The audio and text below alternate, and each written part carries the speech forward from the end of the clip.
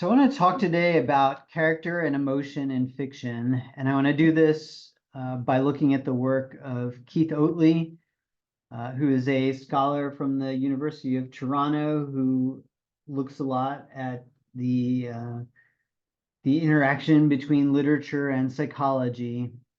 Probably his two most famous books are Such Stuff as Dreams and The Passionate Muse. Passionate Muse is really interesting because it's he's also a novelist, and it's basically he'll write some fiction and then he'll you know turn to psychology and say like, okay, look what I just wrote here. Look how it affected you psychologically. So it gives you kind of a really good examples of exactly how literature does the psychological things that it does. Um, so I want to start by talking about emotion in literature. Uh, Central to our experience of text, one of the reasons why we really like literature, why we engage in literature, is we like to be engaged emotionally. And you can even think of genres as essentially being organized by emotions, right? When you're scrolling through Netflix and trying to decide what you want to watch, in a lot of ways what you're asking yourself is, what kind of emotion do I want to feel? What kind of emotional experience do I want to have, right?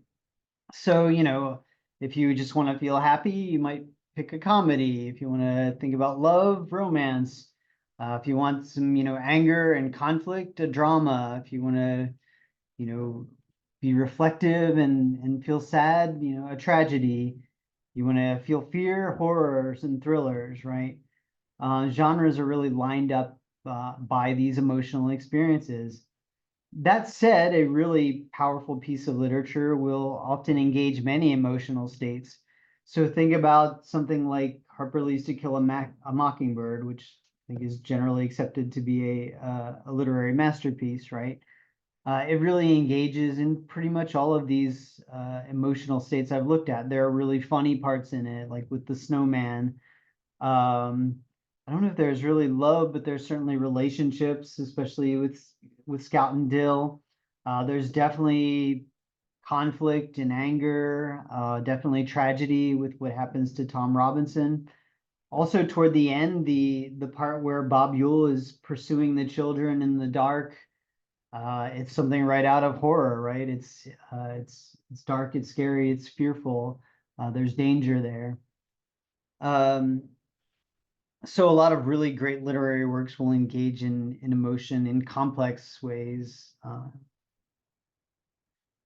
And then we come to character, right? Character is also central to fiction and our emotional experience of fiction.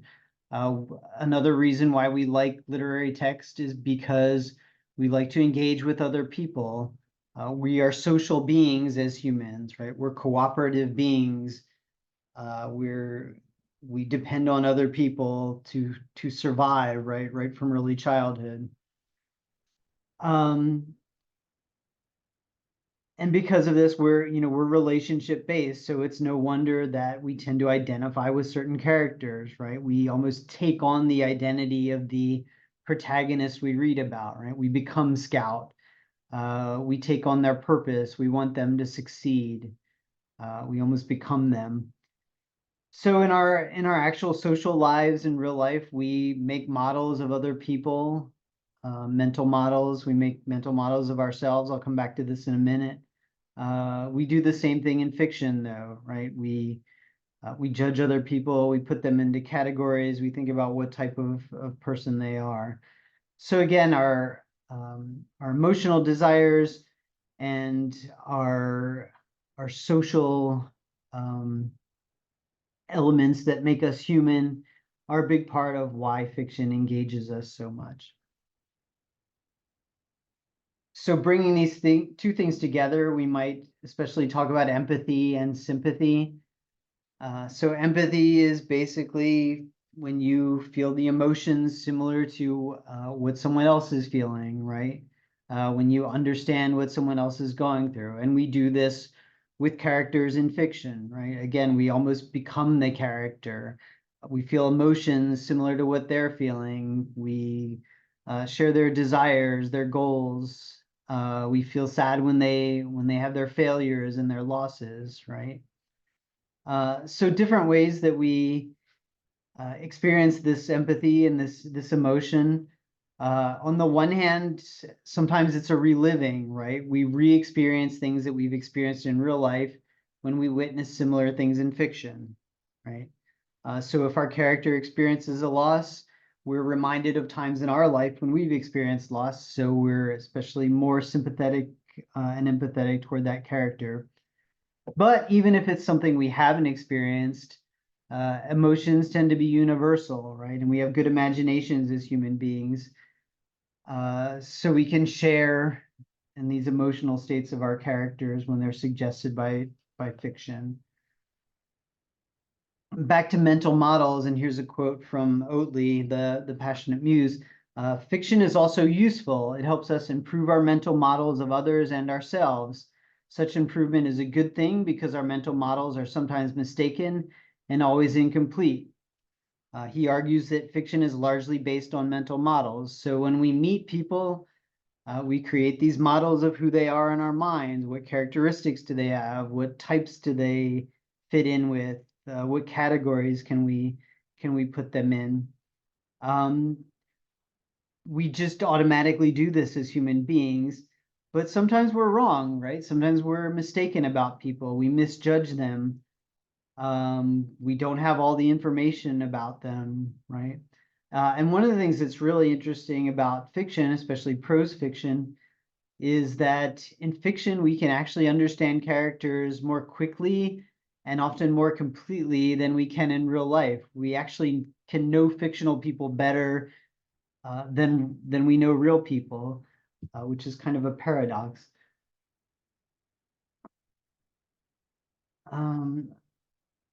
Oatley talks a little bit about fiction and what we call the fundamental attribution error. So the way this works is we tend to view ourselves and our actions as responses to circumstances, right? So the things that we do, we attribute to circumstances, whereas we tend to view the actions of others or attribute the actions of others to innate personality traits. So for example, if I'm driving in my car, maybe I get distracted or someone's in my blind spot or, I've got something else on my mind. And I cut someone off. I mean, we've all probably done this at some point. We don't think, oh, I'm a horrible person. I just cut that person off, right? We think, oh, I didn't see them, or I was distracted because I'm thinking about something else. So, I'm sorry. I didn't see you. But what about when someone cuts you off, right? Then you have a very different attribution. You're not thinking like, oh, they might be have some heavy things on their mind right now and they're not paying attention, or maybe they just didn't see me. We tend to be like, oh, what a jerk. That guy's trying to kill me or something, right? They must be a bad person for cutting me off. So this is something we do as human beings called the fundamental attribution error. So one thing about fiction and the mental models it gives rise to, it allows us to better understand that the actions of others are often a result of circumstances. So fiction can help us work around that fundamental attribution error to understand why other people do the things they do, often not just because they're bad people. So I want to talk a little bit about simulation here, which I think is the big concept in Oatley. So in fictional narratives, characters act on intentions, they encounter changes of fortune, right? They want something. It's usually a challenge for them to get the thing they want. Sometimes they realize they want other things. But as readers, we enjoy following characters. Again, we're social beings. We like following the pursuits and goals of others. We like empathizing with others, becoming emotionally engaged with others. What they go through often reminds us of emotional episodes in our own lives. But even if they don't, we can follow along with them. So you might think of fiction as a simulation.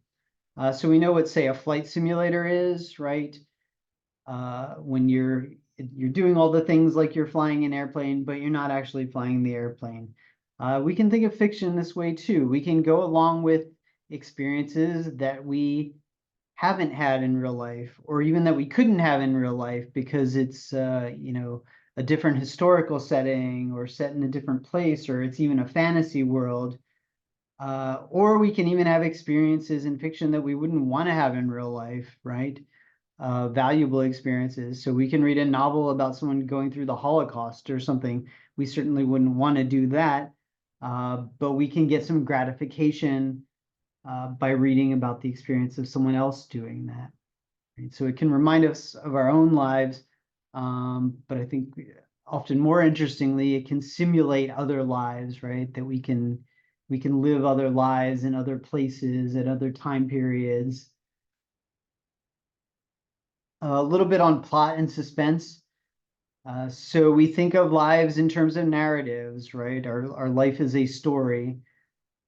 The lives of other people are stories. So lives of intentions and actions. People want things, people do things, but then also accidents, achievements, situations, different things pop up. Sometimes we succeed, sometimes we fail, right? The narrative's not always a straight line. Sometimes people act in surprising ways. We have what we call scripts in our minds about how people should act in certain situations, but often people and often characters will deviate from these scripts, right? We've all read things or watched things where like, oh, why is that character doing that, right? But this is part of what causes suspense, right? That we're curious about what other characters will do. We're curious about what random things will happen, what obstacles will spring up. We also moralize when we read. Part of being social beings is that we're always judging other people, right? We're always judging each other. And we moralize when we look at characters. I don't like that they did that. They shouldn't have done that, or I don't know why they, act that way. Or sometimes in a positive way, right? I love that they did that there. But we like to moralize about the actions of others, how other people act in circumstances, and whether we approve of them or not. Back to some of the specific emotions. The most common stories are love stories, and even a lot of, action films and stuff will have a love story in it. Now, yes, there are erotic elements in stories that can excite us, but that's not really what I'm talking about here. Uh, I'm talking about love, this kind of universal goal that we have, this universal thing that we value, right? From the day we're born, we need love, right? To survive, we want the approval of other people. So love is a goal that we pretty much universally value. And we have scripts for it as well. Fantasies of ideal love, scripts for ideal love. This is the whole romance novel industry relies on this, love happening in these romantic ways. Um, and we have fantasies for other things too, heroism or achievement. But we like to see these fantasies fulfilled. It brings us joy. So we tend to root for love, right? We want the lovers to end up together. When they don't, we see that as tragic, right? When they do, we see it as happy. But we also like things that bring up loss and sadness in us as well. And this is maybe surprising, right? You would think, why don't we just want to, watch comedies and love stories all the time and just feel happy all the time? But we're more complex than that. We want complex emotions. So often we like things that make us sad. Sadness, interestingly, is often associated with reflection, especially when a loss has occurred. So sadness tends to be looking back on something with regret or remorse, which we can compare to anger, which I'll talk about next, which is more about looking forward. So again, we can certainly empathize with a character's losses, recall our own losses with fiction. But I think there's something more than this and why we like sadness. Sometimes we're moved to tears by a sense of something bigger than ourselves, right? Profound love, self-sacrifice, nostalgia, just the wonder and tragedy of life, right? That part of being alive is experiencing loss and experiencing sadness. And we like to engage with that too. We can enjoy experiencing poignant situations in art because they give us a sense of meaning in our lives. A lot of stories are about anger and retribution as well, though. So if sadness tends to be looking back, anger tends to look forward and look forward for retribution and revenge, right? We seek revenge or justice for hurts or shamings and wrongs. This is a frequent literary theme. And there are some stories that are specifically about revenge, right? Count of Monte Cristo, maybe the most famous. But think about all those kind of Law and Order type shows, right? Those crime shows. Someone commits a crime that violates, our sense of justice. We become angry. We want justice to be served. We want retribution. So these works usually end with an emotional resolution or poetic justice. The person who has done something wrong, who makes us angry, um, you know, gets justice served to them, gets retribution. They find the criminal and they send them to jail, that kind of thing. So these are all frequent kinds of narratives we see. Literary works are often about change, right? We want to see characters change. They go through something that changes who they are, uh, hopefully makes them a more, I don't know, fulfilled person or a more complete person. Um, Characters may achieve deeper understanding of the world, deeper understanding of other people. They might achieve new emotional capacities that they were unaware of in themselves or other potentials in themselves. So a lot of times when we're reading novels, most of the time the novel is about a change taking place in the protagonist, right? Now we want to think about also how these kinds of changes occur in readers, right? Um, we know that if we want people to change their values, you have to engage them emotionally, right? You can't just tell them corrective information. So something like To Kill a Mockingbird, you can't just say, don't be racist, it's wrong. Um, People, that's just going to wash right over people. But if you tell them a powerful story about this guy, Tom Robinson, who's a really good guy, um, but this huge injustice is brought against him just because of his race, that engages you emotionally, right? And that might start to change your opinion. And I think indeed it did change a lot of people's opinions about race in America at the time it came out. So emotional engagement is necessary for change to happen in readers. And that's why narratives are so powerful to us. We might think of characters representing possible selves. Remember the simulations, roles that we might play in life, actions we might take. Um, Characters offer us deeper self-awareness, right, about our own new potentials, new possibilities for ourselves. Oatley uses the term elevation. You might think about some ideal characters who are kind or altruistic or courageous, who can even elevate us morally, make us feel good. Atticus Finch is a good example, right? He does the courageous thing, even though it's not popular, by defending Robinson. Um, so as I conclude here, theory of mind is a big topic that comes up a lot in psychological approaches to literature. Basically, it's about how we understand the minds of other people, right? We develop theories on what others are thinking and feeling, and we use this a lot in our real lives, and we use it in fiction as well. Several studies have shown that fiction readers have a better understanding of people than non-readers. Reading does help us to understand people better. You might think of fiction as being kind of like gossip in some ways, and a lot of fiction is about gossip and has gossip in it, right? People in the social world, right, and moral responses to them, right? So when we gossip, we say like, oh, can you believe so and so did that? Isn't that a strange thing for a person to do, or a surprising thing for a person to do? And I approve of it or I don't approve of it. This is what we do with fiction as well, with characters in fiction.